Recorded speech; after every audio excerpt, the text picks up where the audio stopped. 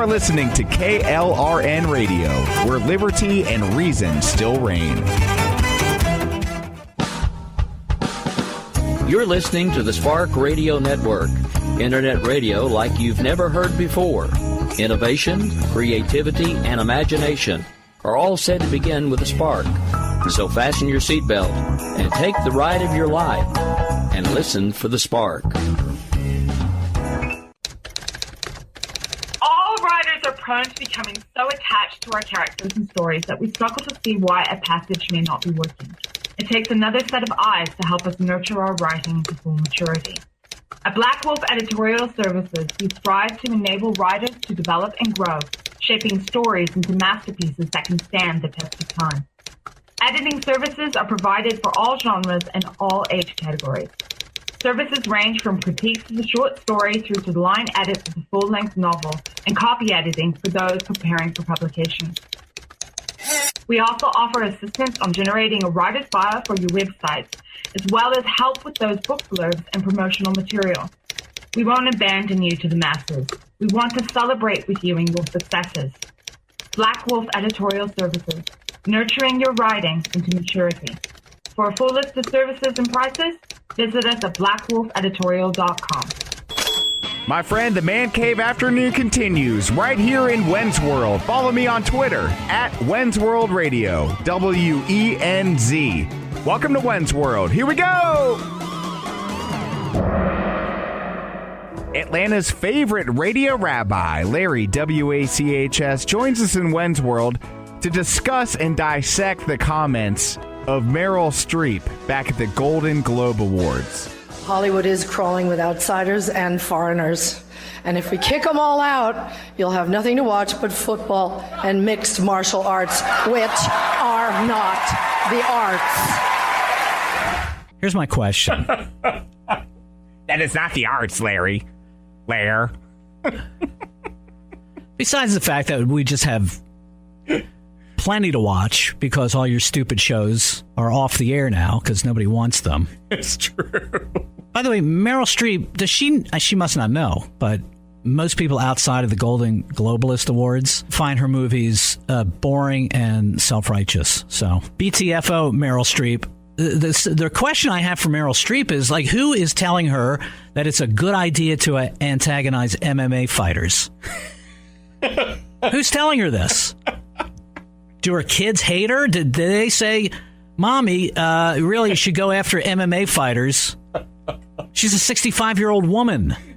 Why is somebody telling Meryl Streep to pick a fight with MMA guys? It's just, this is like a clear case of elder abuse. We got to find the culprit. Who was it? Her lawyer? Was it her agent? We've got to know. She's poking the bear for sure. She is poking the bear over and big time. And she goes after the NFL too, but the MMA fighters, I was just like, whoa, does she know what she's saying? I mean, I remember James Lipton once called Meryl Streep a brilliant actress. Just to pick up on what Hugh Laurie said, you and all of us in this room really belong to the most vilified segments in American society right now.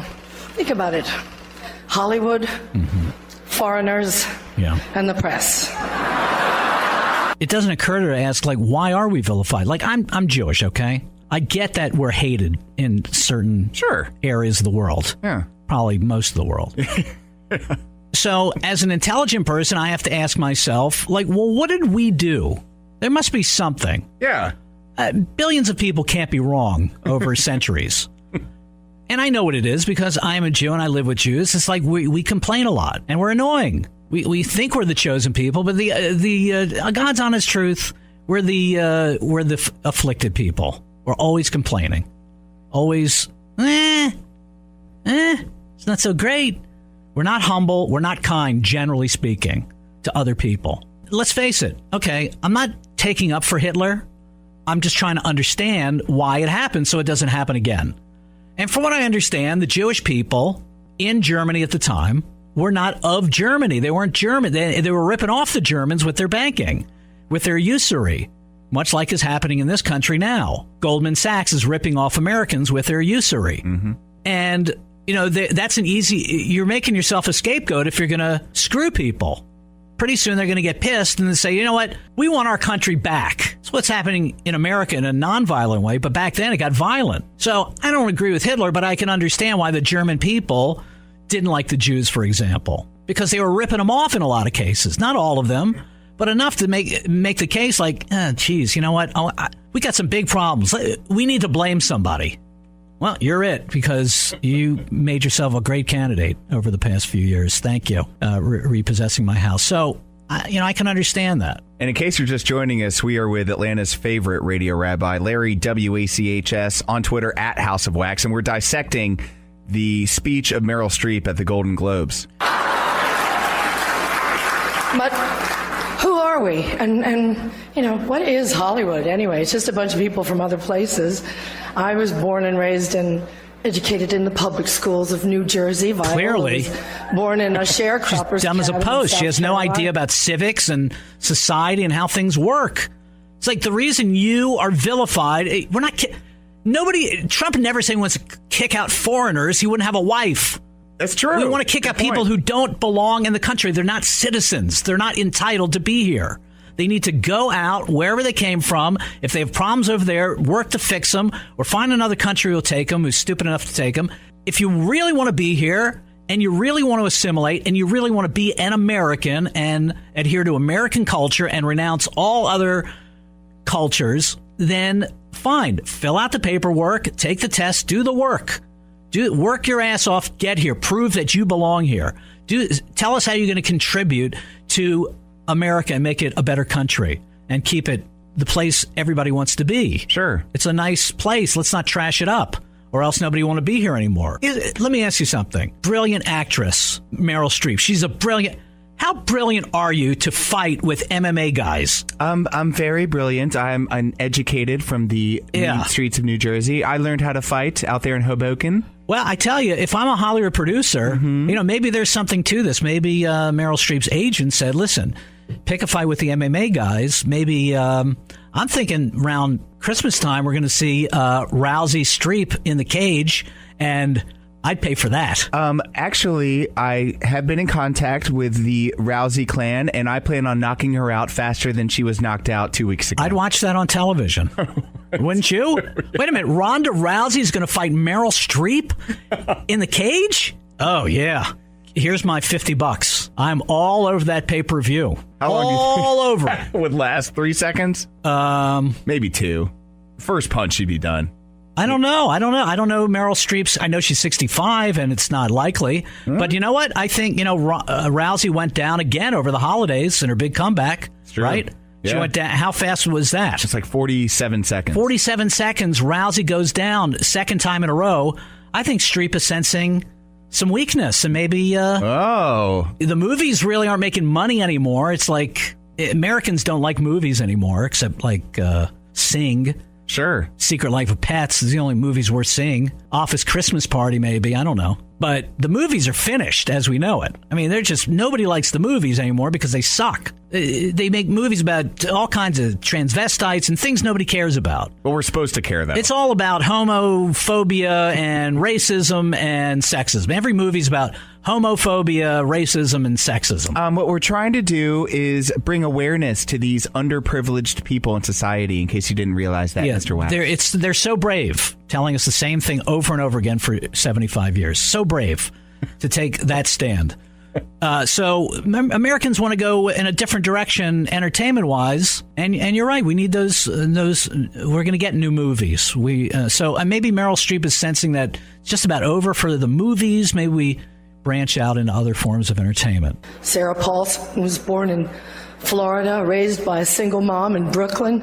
Sarah Jessica Parker was one of 7 or 8 kids from Ohio. Right.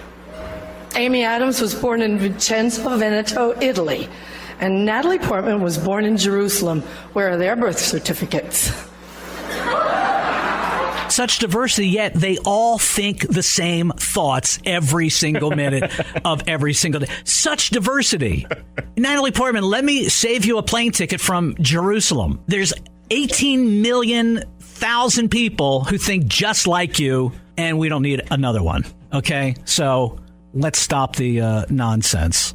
Meryl Streep is just like kind of croaking about, when you break this down and listen to it, she's really croaking and arguing against the cosmos that she's still relevant. It's ironic. She was in that movie Defending Your Life, and that's exactly what she's doing here, isn't she? She's defending her relevance to the public.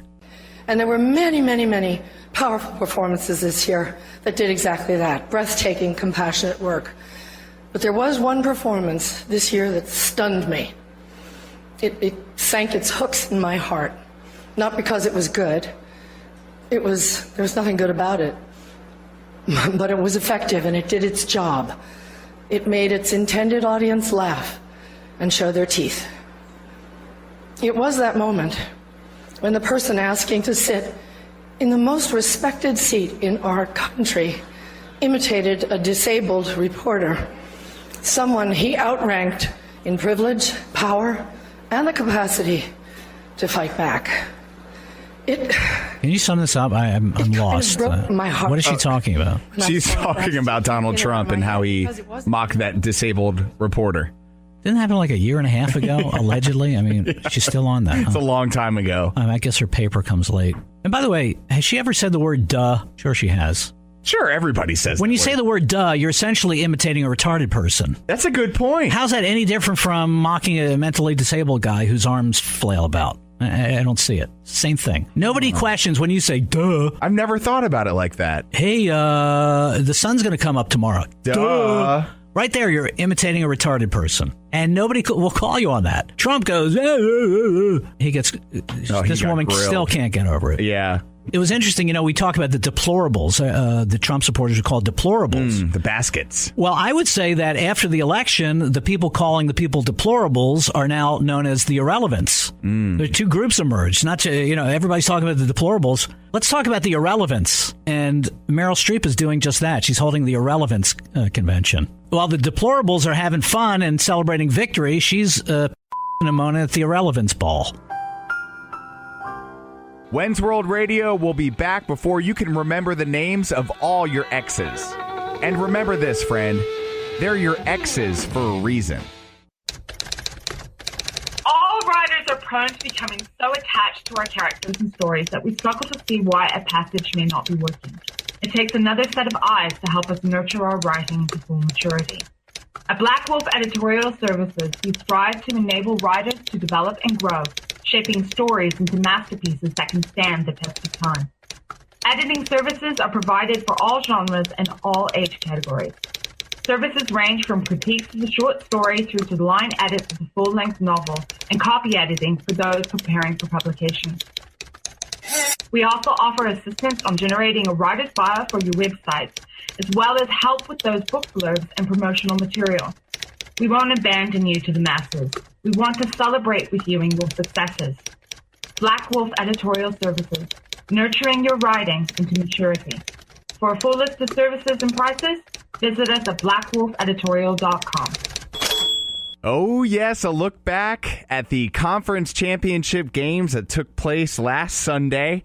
And we are but under 2 weeks away from the big game because we're technically not allowed to say Uper Se Olbe. So here we go at Radio Griff and yours truly looking back at the conference championship predictions. Enjoy. Hey guys, it's Lacey with Westside Yoga. You have resolutions and we want to help you meet those goals. Learn more online at westsideyoga.net or Instagram at Westside Yoga. I'm in When's World and I love it. I'm Casey Motter. Welcome to When's World.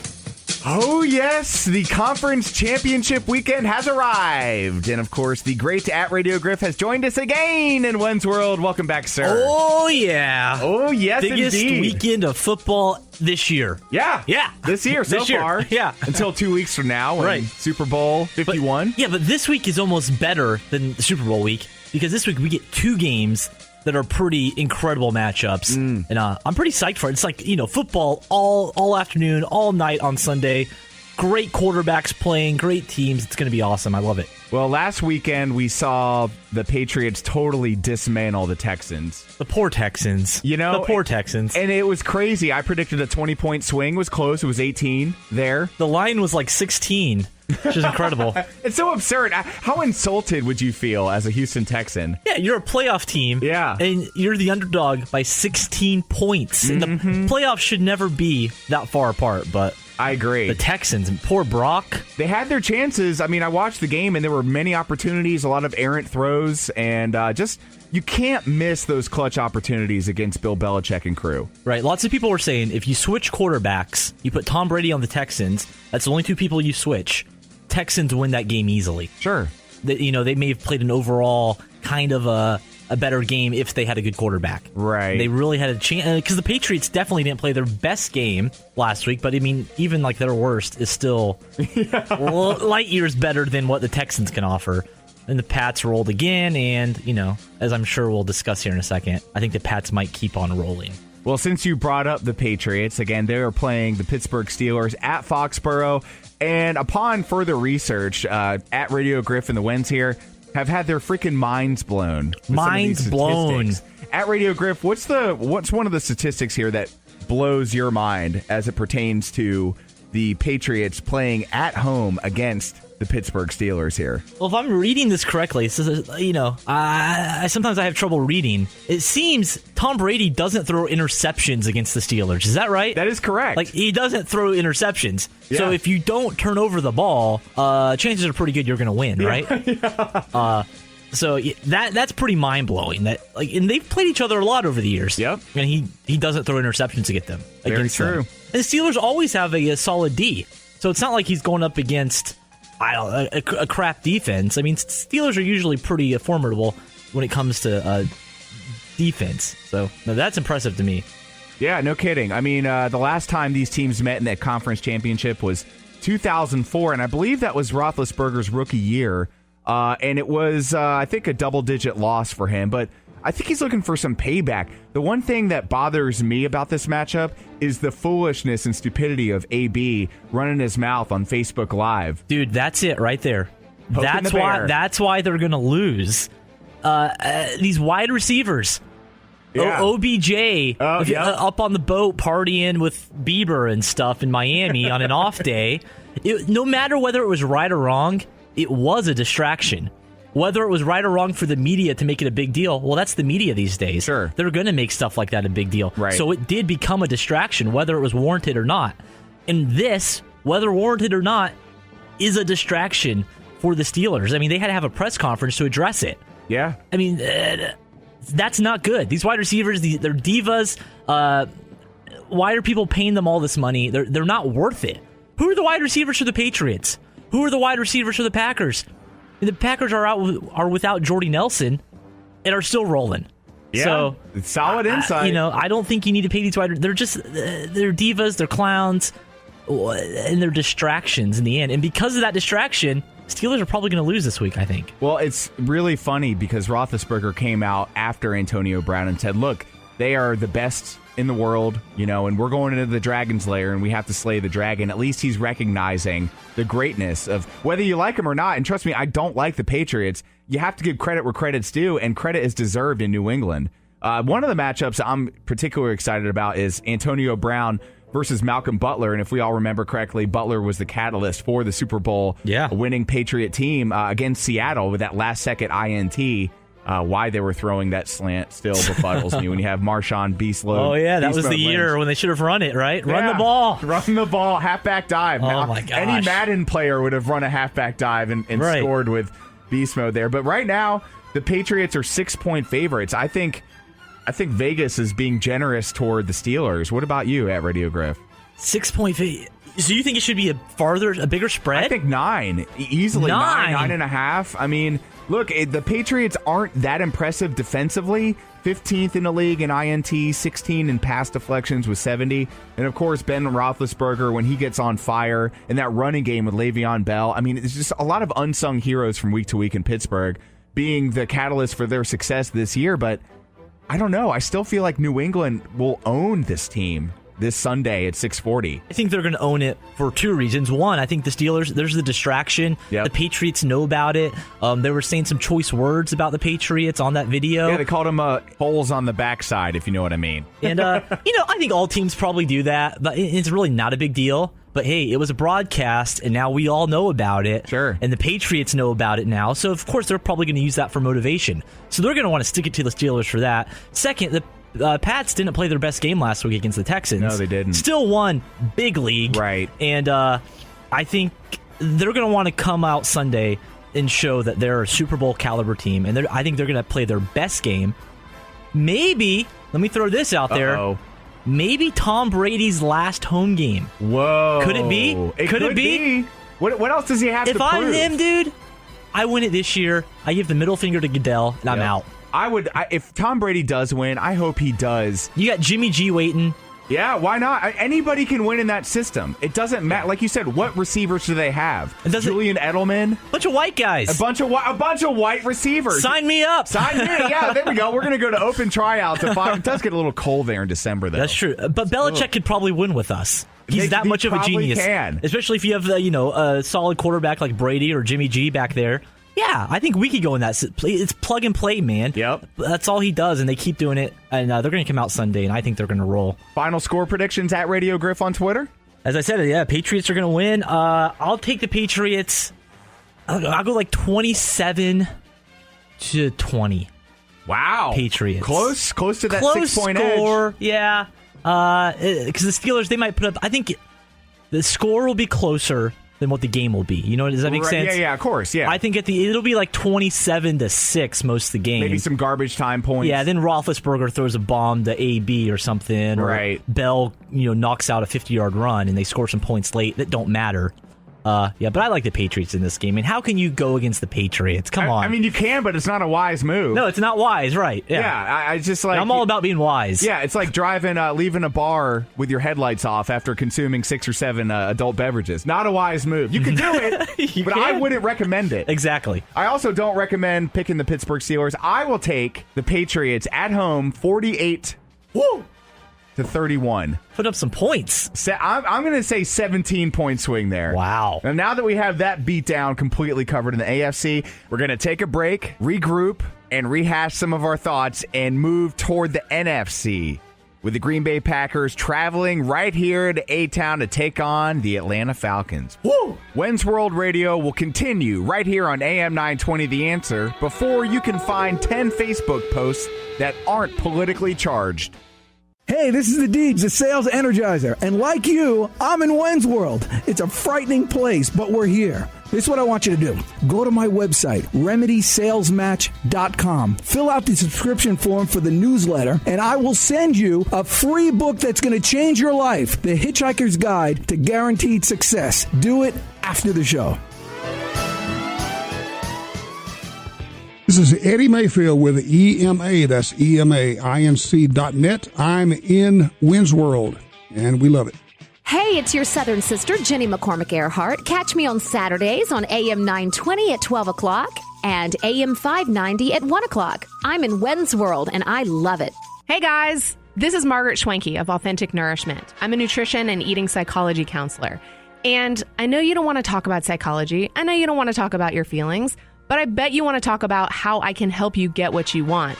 Did I ring any bells there? I thought so. All right, so if so, hit me up. I can be found on Facebook, Margaret Schwenke, Authentic Nourishment, on Twitter at NourishATL, and my website, margaretschwenke.com. I'm going to spell that out. Margaret, MargaretSchwenke.com. I am in When's World, and I love it! Is debt beating you down? You need discipline. You need the Debt Ninja. If you've been caught in a financial trap and need to be set free, then you need the Debt Ninja. Want to stop those harassing collection calls, start saving thousands in interest and fees, and get out of debt fast? Then you need to call the Debt Ninja. The Debt Ninja will find the best companies across the country that will help you consolidate all your bills into one easy payment, reduce your payments by 30 to 50%, and get you out of debt fast. If you have unsecured debt of $10,000 or more, such as credit cards, loans, or medical bills, call the Debt Ninja for a free 15-minute consultation. Call 800-826-1246. 800-826-1246. That's 800-826-1246. Call today. The Debt Ninja. All writers are prone to becoming so attached to our characters and stories that we struggle to see why a passage may not be working. It takes another set of eyes to help us nurture our writing to full maturity. At Black Wolf Editorial Services, we strive to enable writers to develop and grow, shaping stories into masterpieces that can stand the test of time. Editing services are provided for all genres and all age categories. Services range from critiques of the short story through to the line edits of the full-length novel and copy editing for those preparing for publication. We also offer assistance on generating a writer's bio for your websites, as well as help with those book blurbs and promotional material. We won't abandon you to the masses. We want to celebrate with you in your successes. Black Wolf Editorial Services, nurturing your writing into maturity. For a full list of services and prices, visit us at blackwolfeditorial.com. This is Dennis Prager, and I am in Wens World, and I love it. Let's move it on over to our home ground here in Atlanta as the Atlanta Falcons host, Mr. Winner himself, Aaron freaking Rodgers. Aaron Rodgers. I've grown to kind of like this guy. Yeah, how can you not like him? My whole life, I've had friends who've always been Packers. I've talked about this before. They've grew up with friends who are Packers fans. Sure. I've been a Niners fan. Throughout the 90s, early 2000s, there's always been that Packers-Niners rivalry. I've just always kind of hated the Packers, and that's continued, and I've always kind of disliked Aaron Rodgers. But, dude, you got to respect the man. Holy smokes. Did you see that throw? Did you see, before that, he gets sacked, an incredible sack. It would have probably literally killed me. Yep. I wouldn't be here. I'd be 6 feet under right now. And he held onto the ball and didn't fumble it. Yep. And then called a timeout. He was that mindful to get up and call a timeout because, they're not only going against the team, they're going against the clock as well. And I kind of like the idea, the stories coming out this week, and it's been there here and there over the years. He's kind of doesn't get along with his family anymore. Just doesn't talk to him. They're not on speaking terms. Right. I kind of like that. That guy's just like, I'm a big deal and I know it. Yeah. I'm kind of arrogant about it, and I back it up. He backs it up. He does. You're allowed to be arrogant when you can back it up like that. I kind of like that, just like middle finger to the rest of the world. I'm a badass and I'm going to keep rolling along and keep winning.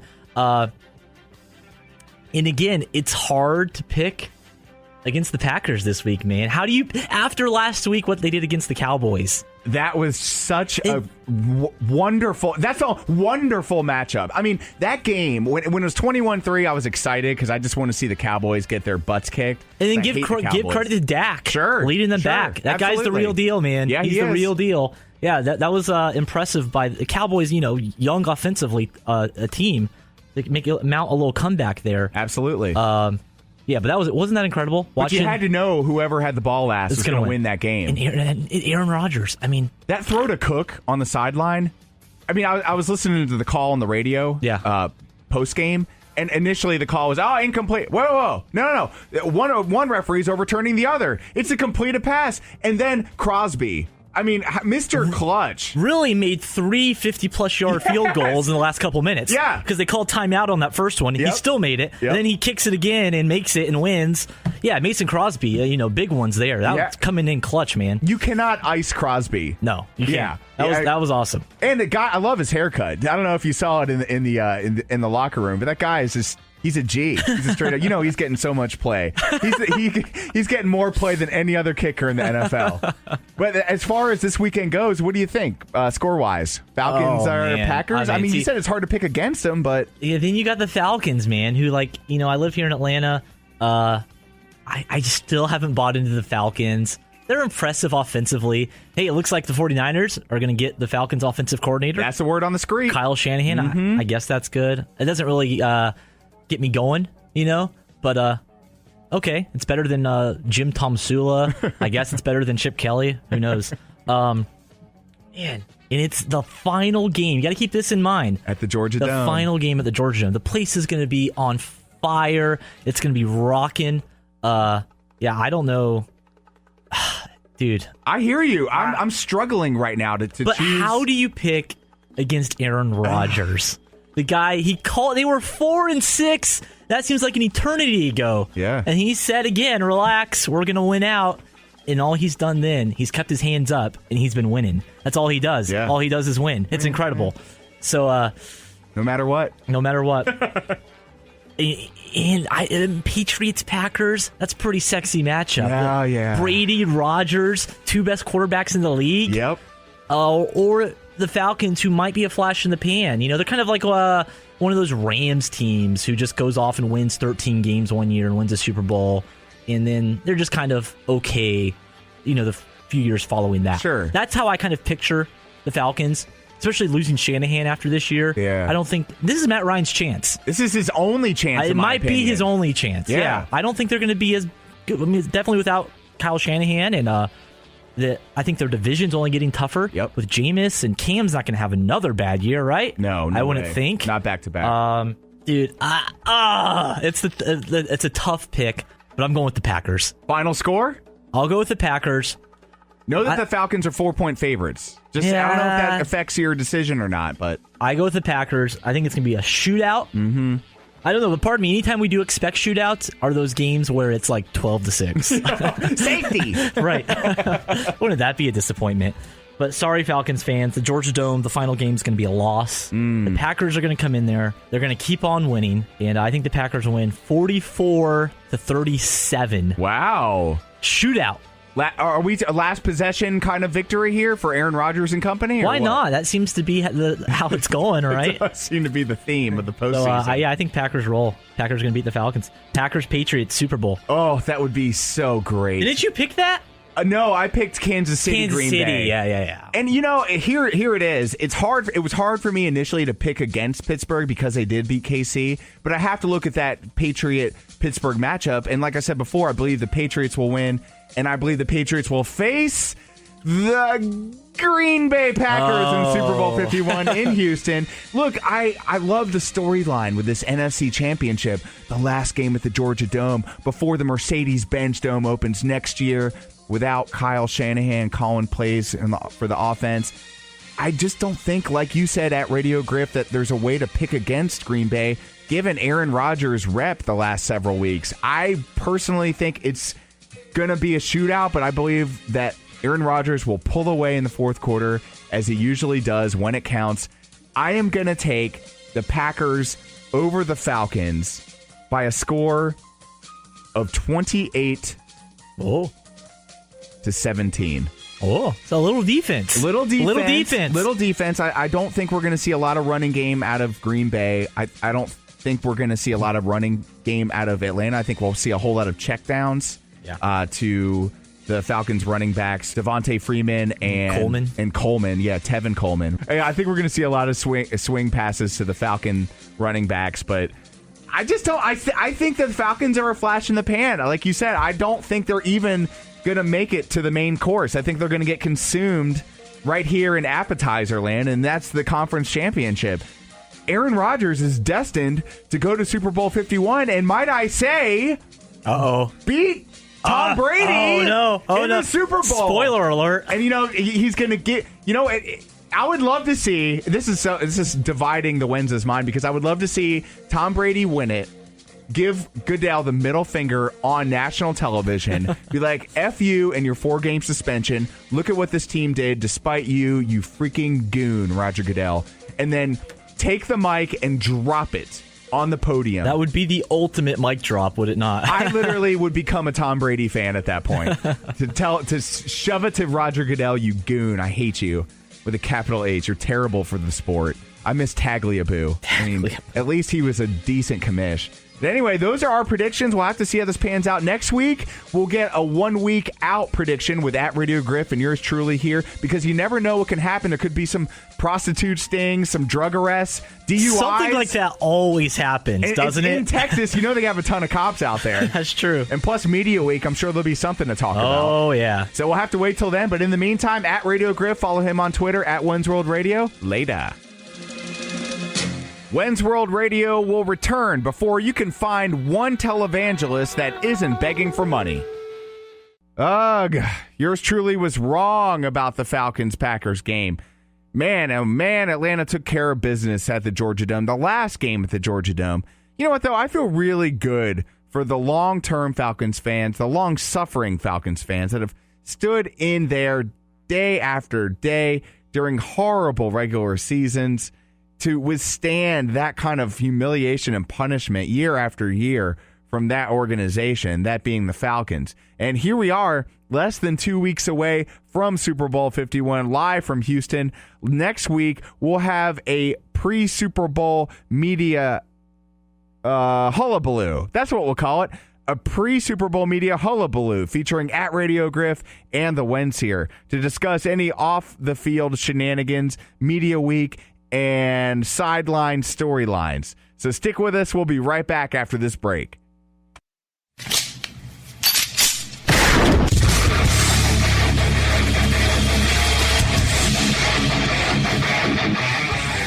This is Slickery Trigger for Rebel Road Tactical. With proper care and feeding, your pistol will be ready when you need it. There to save your life. Shouldn't your gear be that good? Whether you need a holster for comfortable everyday carry or a tough-as-nails holster for your next training course, Rebel Road Tactical has what you need. Check us out on the web at rebelroadtactical.com.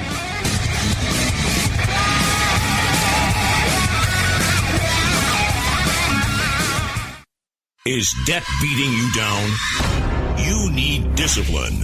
You need the Debt Ninja. If you've been caught in a financial trap and need to be set free, then you need the Debt Ninja. Want to stop those harassing collection calls? Start saving thousands in interest and fees and get out of debt fast? Then you need to call the Debt Ninja. The Debt Ninja will find the best companies across the country that will help you consolidate all your bills into one easy payment, reduce your payments by 30 to 50%, and get you out of debt fast. If you have unsecured debt of $10,000 or more, such as credit cards, loans, or medical bills, call the Debt Ninja for a free 15-minute consultation. Call 800-826-1246. 800-826-1246. That's 800-826-1246. Call today. The Debt Ninja. Wrestling is so fake, Joey. It's still real to me, damn it! It is time for the male soap opera moment in Wens World featuring the Bucci and the Wens. Es hora para el momento masculino de la telenovela en el mundo de Wens que ofrece el Bucci y el Wens. Oh, it's true. It's damn true. We are back here in Wens World, joined by the one, the only, the Booch. Ladies and gentlemen, we are back again. I am so excited. Love the intro, how patriotic and how perfectly fitting it is. Indeed, and for those of us who have been out of the loop for a bit, our Olympic hero, the home of the three I's, intensity, integrity, and intelligence, will be back to be inducted in the WWE Hall of Fame the day before WrestleMania, early April of 2017. Yes, absolutely, and it is amazing because Kurt Angle is in pretty much every other Hall of Fame there is wrestling-wise, so this is like pretty much the last stop for Kurt Angle in terms of being inducted into a Hall of Fame. So he's finally getting the honor, and it is amazing, and I can honestly say he is very, very deserving. This is the first time I've ever seen like a pure wrestler getting inducted. Because for people who don't know, he won the 1996 Olympic gold medal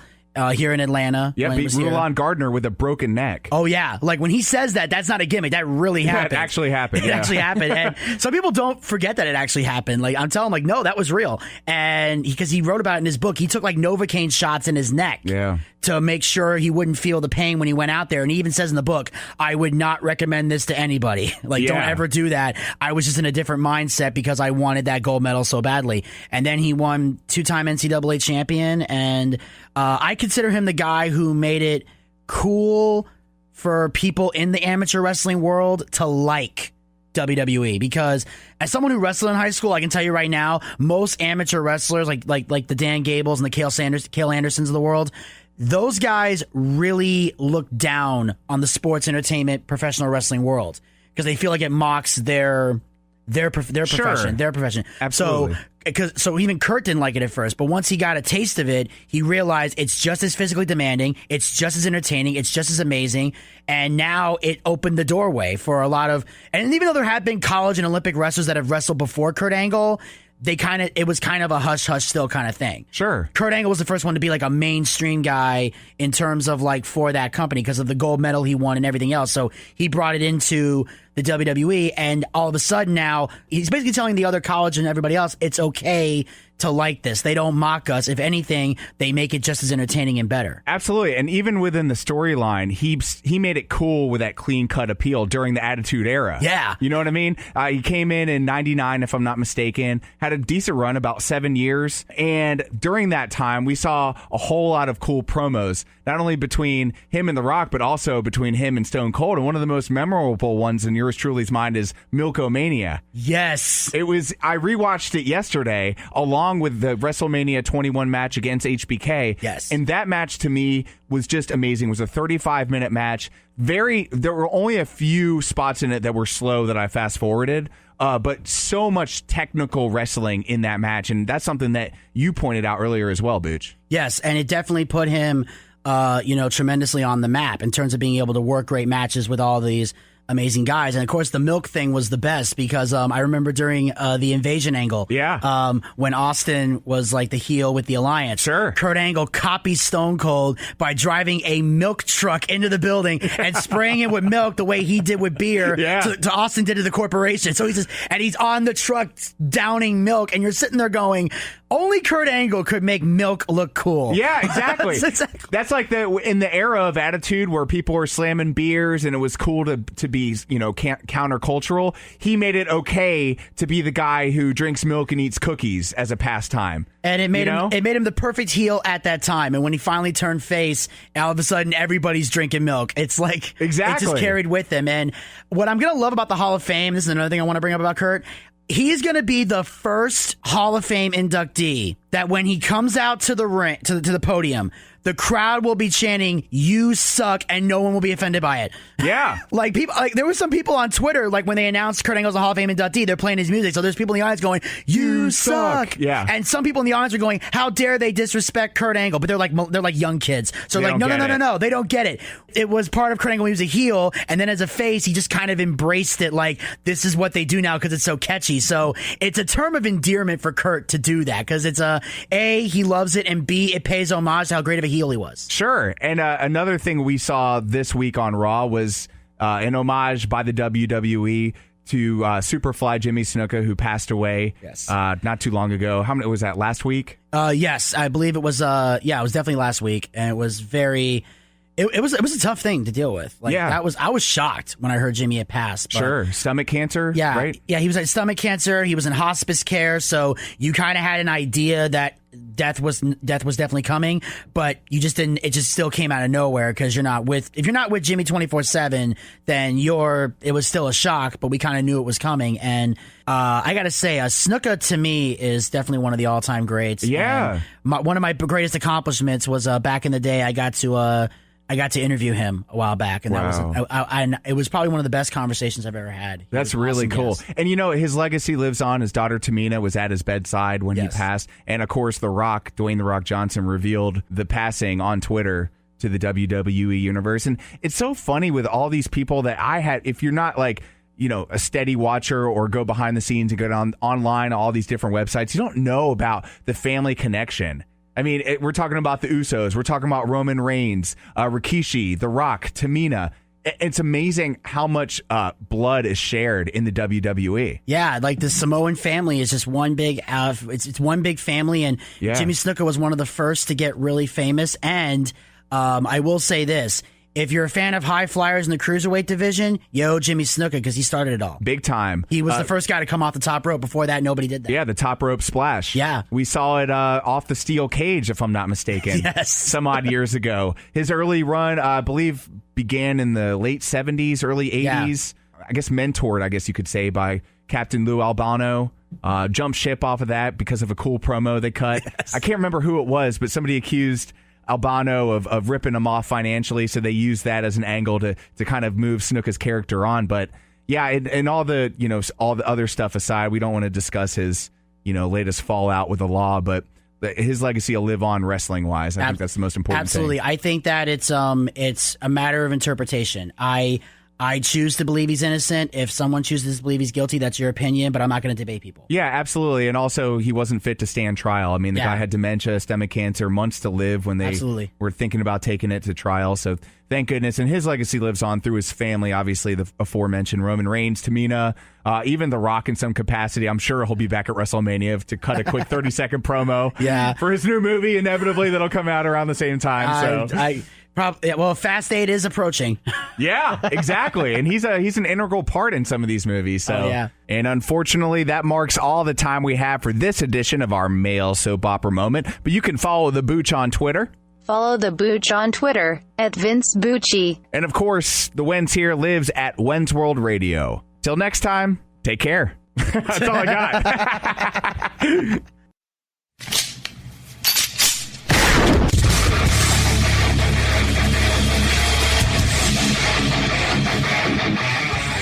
This is Slickery Trigger for Rebel Road Tactical.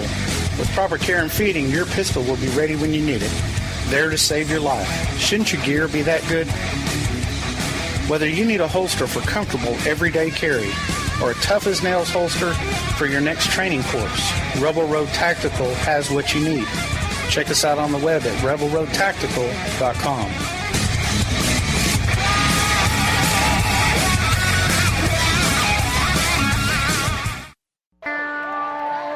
This is Wins World. It's weird science time.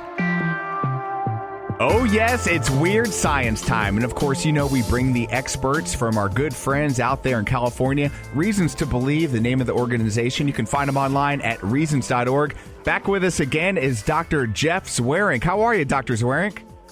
Doing well, Joey. How are you today? Doing fantastic. Now, we got this awesome press release from our good friend Anastasia, and the topic is lasers turning mice into lethal hunters. Yeah, this is like something out of some weird sci-fi movie that didn't quite make any money at the theaters, but it's actually going beyond that because these kinds of experiments are actually taking place in real life. Help me fill in the gaps here, Dr. Zweerink. As I understand it, what they have done is they have genetically engineered neurons inside these mice brains so that when you fire a laser and stimulate them with light, you can trigger that area of the brain. And so, I mean, I just find that fascinating that we can do things like that. I've got to say, it's a little unclear to me whether this is something you can engineer into a current generation of mice or whether they have to grow with it. And those all would impact whether you could do this with humans, because obviously if it's something that you have to, experimenting on humans is a little bit tricky like that. So I don't know that you'd be doing that anywhere in the near future with any sort of moral integrity. But, effectively what they've done is taken a set of neurons that they can fire a laser at, and it will stimulate that set of neurons. Sure. So it impacts the same part of the brain as the motivation center, so the amygdala, correct? Right. So this is, they actually found they had two different sections of the brain, one that triggered a hunting where the mice was going to go out and hunt something, and then the other part was where they actually attacked, and so they would flex their neck muscles and actually bite and clamp on stuff, and so they stimulated both areas of those. And it's kind of interesting that you can isolate those particular responses. There's just, to me, a big lack of understanding of how our brains actually work, and so anything we can do that gives us a better understanding of how our brains work really is going to help us understand how to combat various diseases and behaviors and things like that. So it's just kind of fascinating to learn how our brains work in a better fashion. Sure, and if you're just joining us, we are with our good friend Dr. Jeff Zweerink. You can connect with him on Twitter at RTB_JZWEERINK. And of course, reasons.org is the website where our good friends at Reasons to Believe can be found online. Now, you talked about some possible disease curing for mankind, but what other purposes can we gain out of these kinds of experiments? Well, I think the biggest thing right now is really just tracking out how the brain works. There are things where I can see certain things and be stimulated to a certain kind of response. And so understanding how that all works is this something that's just chemical? Is this something that can be controlled? Is it related to other things? The more you can understand that, the more I understand that myself, the more tools I have to be able to regulate my behavior and what I do and what I don't do. And so I don't know that animals have this capacity to, ooh, I'm hungry, or, oh, that's interesting, I think I'll go do this. I don't think they think about it. But at least as humans, we have that capacity. And so the more we understand how the brain works, the more we can devise remedies and tools for destructive behaviors that would help minimize or eliminate them. And during this experiment, they noticed that the mice did not attack each other. Why do you think that was? I have no idea, because and I don't think they did either. I think their initial thought was, if you're going to trigger this attack mechanism, they were attacking bottle caps, they were attacking sticks.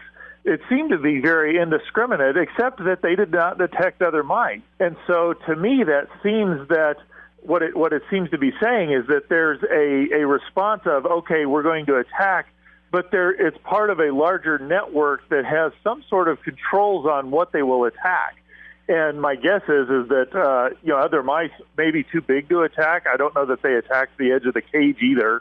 So maybe there's just other controls at work in there that say, oh, we can attack things that are smaller than us, things that might potentially have the benefit of eating. And so again, it says that there are these simple pieces or pieces of the puzzle, but there's also seems to be an overlying complexity of how that puzzle all works together. And it's kind of odd to me, and I don't completely understand the predatory response, because we kind of do live in a regulated society, because as human beings we can exercise reason with all of our decisions. But they also mentioned during this experiment that the part of our brains associated with fear were triggered as well because of the lasers. Now, it's kind of confusing. Can you help us understand why that would occur and what impact that would have on the mice itself? Well, that was one of the very surprising things to them, that this was associated with fear, because you typically, when you're out hunting and attacking, that's not something, if I'm going out and hunting and attacking, I'm generally saying, okay, I'm doing something for a reason. I'm hungry, I need to get food. The fact that it was associated with a fear response was really quite surprising. And so, it's kind of interesting. I heard people speculating that, that there's an aspect of when you're going out and hunting and attacking, you've got this capacity to have things attack you, and so that's kind of associated with it. I even heard other people kind of commenting, and these are more comments, so this is not the science researchers, but that this is why people are religious, is they're fearful of other things, and so it's associated with that.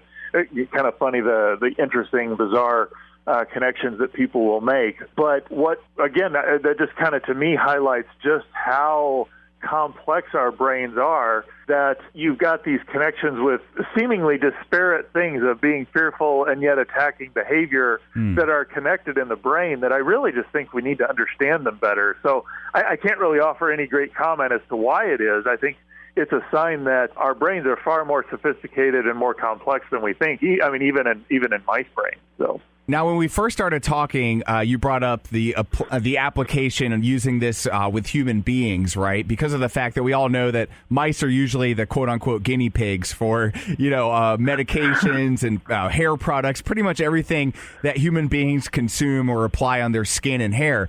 So, although we can't really gauge 100% whether this could be applied to human beings, what does your gut tell you about this kind of application, let's say, even in a controlled environment, in a laboratory? Would our brains respond similarly, maybe not attack each other, but just go to town on a stool or something, anything around us, just tearing it to pieces? Or I don't know. I do have to say, I think there's good evidence that there's three different kinds of life we see. There's kind of life that just exists purely on instinct, that doesn't really have an awareness of its environment and a capacity for relational interaction. You don't develop a whole lot of relationships with fish. They just kind of swim around their environment there. Now, there are certain kinds of animals that we develop relationships with and develop relationships with others. And so in there's got to be something that overrides just the primal physical instincts there. As people, we not only develop relationships, but think deeply about who we are and what our place is in the cosmos. And so, with mice, I think those are relational animals. So I wonder if there's some mechanism that says, okay, attacking other mice is not a good thing, that there's something built into mice, from that relational feature that keeps them from attacking one another, even when this thing is this stimulated. But in humans, we have an even deeper capacity to not only is there a capacity to relate to others, but to ask what's right and wrong. I don't know what would happen exactly, but I do know this. Even when they were dealing with the mice, that when the mice were hungry and they stimulated this, the response was far more ferocious than when they were not hungry. This is obviously something that the environment you're in plays a key role.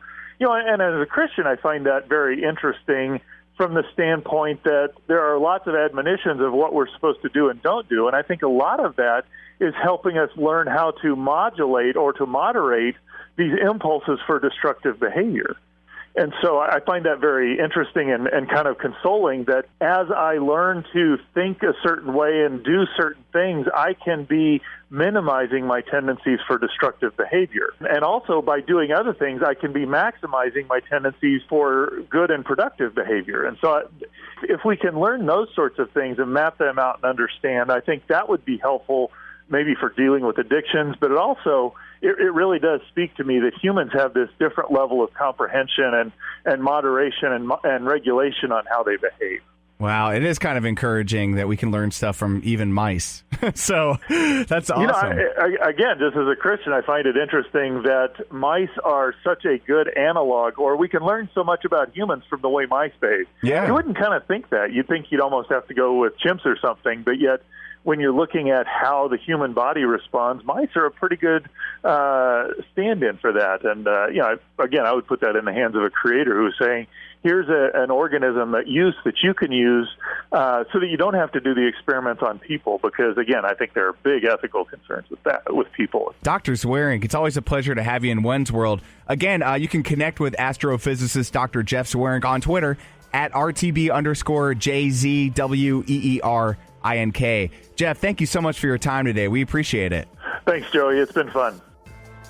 Tired of paying outrageous prices for Viagra? Well, we have great news for you. Now you can finally get Viagra at huge discounts. Healthy Man allows you to save up to $500 on Viagra. Why pay U.S. pharmacy prices of $15 per pill or more when you can get Viagra for less than $3 a pill? Call today and get 40 Viagra pills for only $99. This can cost as much as $600 at your local pharmacy. You can't afford not to call us. If you want Viagra at the lowest prices, never pay $15 a pill pharmacy prices again. Get Viagra for less than $3 a pill. Call 1-800-516-7602 today and save up to $500 and get 40 pills for just $99. Healthy Man is fast, easy, and affordable. Operators are waiting at 1-800-516-7602 to take your call right now. Call 1-800-516-7602. That's 1-800-516-7602. Again, 1-800-516-7602.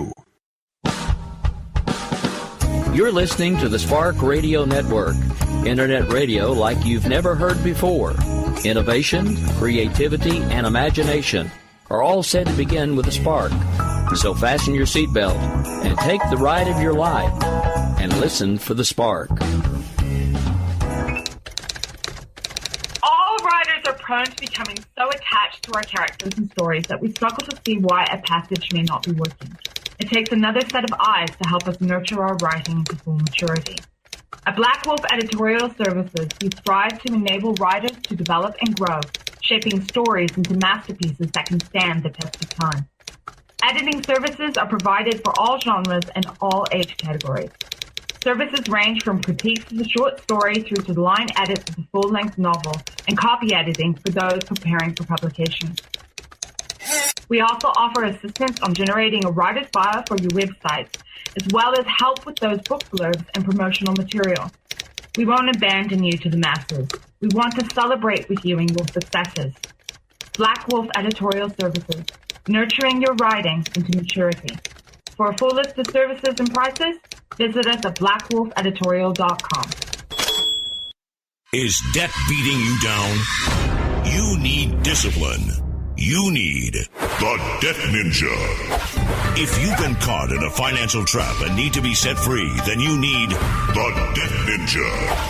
Want to stop those harassing collection calls? Start saving thousands in interest and fees and get out of debt fast? Then you need to call the Debt Ninja.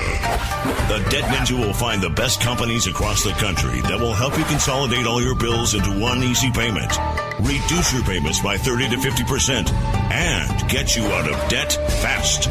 If you have unsecured debt of $10,000 or more, such as credit cards, loans, or medical bills, call the Debt Ninja for a free 15-minute consultation. Call 800-826-1246. 800-826-1246. That's 800-826-1246. Call today. The Debt Ninja.